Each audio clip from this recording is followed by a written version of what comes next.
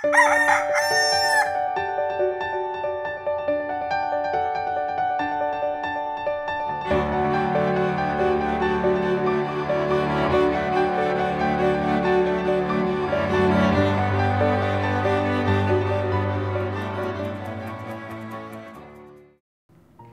umaga mga kapamilya. Magkape at pandasal muna tayo. Ako si Risa Singson Kaupeng, Editor-in-Chief ng Kirigma Magazine. Isang paboritong kwento ng aking 3 taong gulang na anak ay pinamagatang Whatever the Weather. Ito'y tungkol sa isang maliit na weather house na may thermometer. Kapag maulan ang panahon, lumalabas si Rainy Day Man. At kung maaraw naman, lumalabas si Sunshine Doll. Minsan, ang tingin natin sa ating Diyos ay parang mga manikang ito.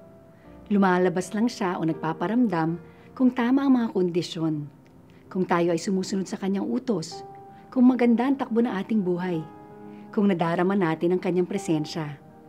Ngunit sa panahon na tayo makalimot sa kanya o tayo dumadaan sa matinding pagsubok, ay nalilimutan na tayo ng Diyos. Malayo ito sa katotohanan.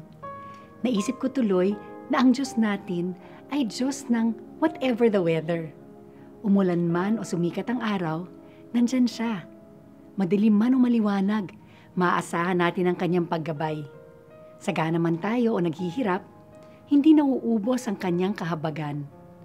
Ano man ang panahon, maaasahan nating nandyan siya sa ating tabi. Tayo manalangin.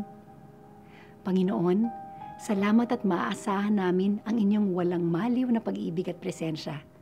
Amen.